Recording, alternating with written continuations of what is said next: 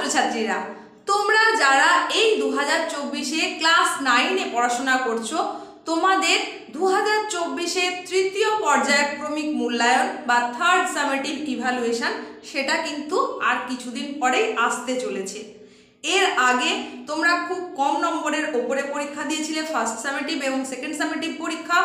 এখন তোমাদের যে থার্ড সামেটিভ বা তৃতীয় পর্যায়ক্রমিক যে মূল্যায়ন হবে সেটা কিন্তু 90 নম্বরের ওপরে। হ্যাঁ, প্রতিটা বিষয়েরই কিন্তু 90 নম্বরের ওপরে তোমাকে পরীক্ষা দিতে হবে, যার জন্য নির্দিষ্ট সময়সীমা হচ্ছে 3 ঘন্টা 15 মিনিট। আর আজ এসপিএম ক্লাস এডুকেশনাল চ্যানেলের তরফ থেকে তোমাদের ভূগোল বিষয়ে পুরোপুরি যে নম্বর বিভাজন এবং সিলেবাস সেটাই আজকের এই ছোট্ট ভিডিওতে তোমাদের জানাতে চলেছি। অর্থাৎ 2024-এ তৃতীয় পর্যায়ক্রমিক মূল্যায়ন বা থার্ড সামেটিভ ইভ্যালুয়েশন তোমাদের ক্লাস 9-এর ভূগোল বিষয়ে যে নির্দিষ্ট সিলেবাস রয়েছে এবং তার নম্বর বিভাজনটা কেমন রয়েছে তার সম্পূর্ণ পুঙ্খানুপুঙ্খ বিবরণটাই থাকছে আজকের এই ভিডিওতে।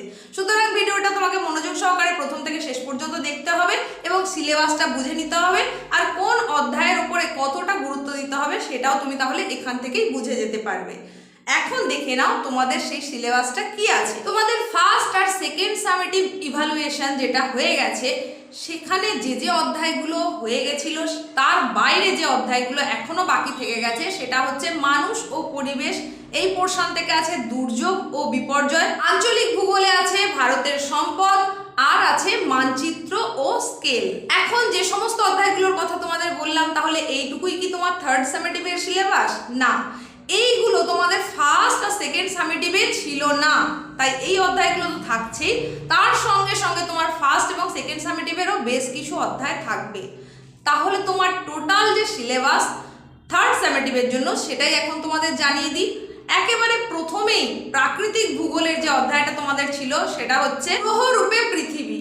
দ্বিতীয় অধ্যায় ছিল পৃথিবীর গতিসমূহ। 3 নম্বর অধ্যায় পৃথিবী পৃষ্ঠে কোন স্থানের অবস্থান নির্ণয়, এবং 4 নম্বর অধ্যায় ভূমিরূপ গঠনকারী প্রক্রিয়া ও পৃথিবীর বিভিন্ন ভূমিরূপ, এবং 5 নম্বর অধ্যায় আবহ বিকার।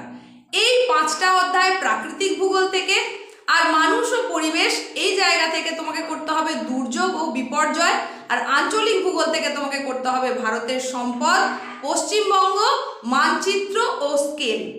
এই হচ্ছে টোটাল তোমাদের সিলেবাস ক্লাস 9-এর জন্য ভূগোল বিষয়ের উপরে থার্ড সামেটিভ ইভ্যালুয়েশন বা তৃতীয় পর্যায়ক্রমিক মূল্যায়নের। এইবার মানচিত্র পোর্শনের কথা যেটা বললাম, সেটা কোনো স্কুল সেটা পশ্চিমবঙ্গের ম্যাপের ওপর করিয়ে থাকে, আবার কোনো স্কুল থেকে ভারতের ম্যাপের ওপরেও করতে দেওয়া হয়। তো তোমার স্কুলে কি বলেছেন, তোমার ক্লাস টিচার, তোমার জিওগ্রাফি টিচার কি বলেছেন সেই অনুযায়ী কিন্তু তোমাকে প্র্যাকটিস করতে হবে। যদি তোমাদের ওয়েস্ট বেঙ্গল ম্যাপের ওপর করতে বলা হয় তাহলে সেটাই করবে, আর যদি বলা হয় যে না ইন্ডিয়ার ম্যাপের ওপর করতে হবে তাহলে সেটাই করতে হবে। তাহলে আরো একবার বলে দিই, প্রাকৃতিক ভূগোল থেকে 5টা অধ্যায়, মানুষ ও পরিবেশ এখান থেকে করতে হবে দুর্যোগ ও বিপর্যয় ব্যবস্থাপনা, আর তোমার আঞ্চলিক ভূগোল থেকে ভারতের সম্পদ, পশ্চিমবঙ্গ, মানচিত্র ও স্কেল। এই হচ্ছে তোমার টোটাল ক্লাস 9-এর থার্ড সামেটিভের সিলেবাস। এরপরে চলে আসবো নম্বর বিভাজন। তোমাদের কোন অধ্যায় থেকে কি আসতে পারে, কিরকম প্রশ্ন থাকবে সেটাই এবার তোমাদের বলে দেব। তোমাদের যে নম্বর বিভাজনটা থাকবে 90 নম্বর, সেটা কিরকম থাকবে না, সেখানে প্রাকৃতিক ভূগোল থেকে থাকবে 41 মার্কস, মানুষ ও পরিবেশ এই জায়গা থেকে থাকবে 7 মার্কস, আঞ্চলিক ভূগোল থেকে থাকবে 32 মার্কস, আর মানচিত্র থেকে থাকবে 10 মার্কস। এই মিলিয়ে হচ্ছে টোটাল 90 মার্কস। এইবার এই যে প্রাকৃতিক ভূগোলের 41 মার্কস যেটা বলছি, সেটা কোন জায়গা থেকে কীরকম প্রশ্ন থাকবে। প্রাকৃতিক ভূগোলের এমসিকিউ প্রশ্ন থাকবে 8টা, প্রত্যেকটার মান 1। এসএকিউ প্রশ্ন অর্থাৎ শুদ্ধ অশুদ্ধ, সঠিক উত্তর নির্বাচন, শূন্যস্থান পূরণ, বাম ডান, এই সব মিলিয়ে থাকবে 11টা প্রশ্ন। আর প্রত্যেকটার মান যেহেতু 1 তাই সেখানে 11 নম্বর। আর 2 মার্কের প্রশ্ন থাকবে 3টে, সেখানে টোটাল 6 নম্বর। 3 মার্কের প্রশ্ন থাকবে 2টো, টোটাল 6 নম্বর। আর 5 মার্কের প্রশ্ন থাকবে 2টো, টোটাল 10 নম্বর। এই মিলিয়ে এখানে নাম্বার হচ্ছে 41। এরপরে মানুষ ও পরিবেশ, এখান থেকে যে 7 নম্বর থাকবে সেই 7 নম্বরের মধ্যে এমসিকিউ থাকবে একটা, এসএকিউ একটা, 2 নম্বরের প্রশ্ন একটা, 3 নম্বরের প্রশ্ন একটা। এই হয়ে গেল মানুষ ও পরিবেশ।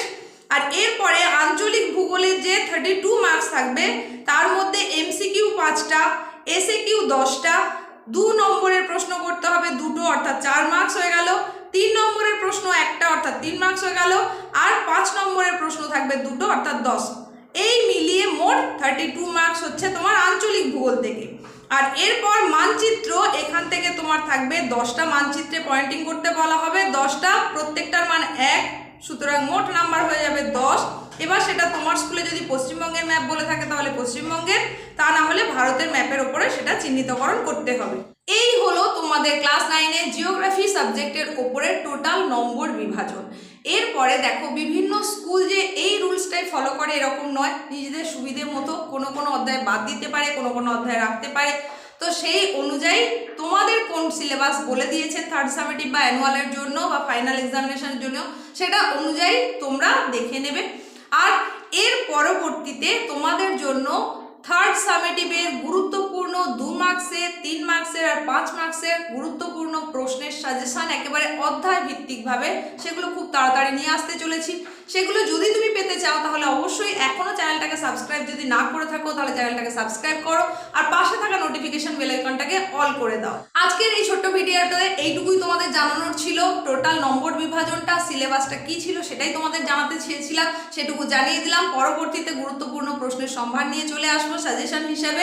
এতক্ষণ পর্যন্ত তোমাদের সঙ্গে ছিলাম আমি, তোমাদের এসপি ম্যাম। প্রত্যেকে সুস্থতা কামনা করে এখানেই শেষ করলাম।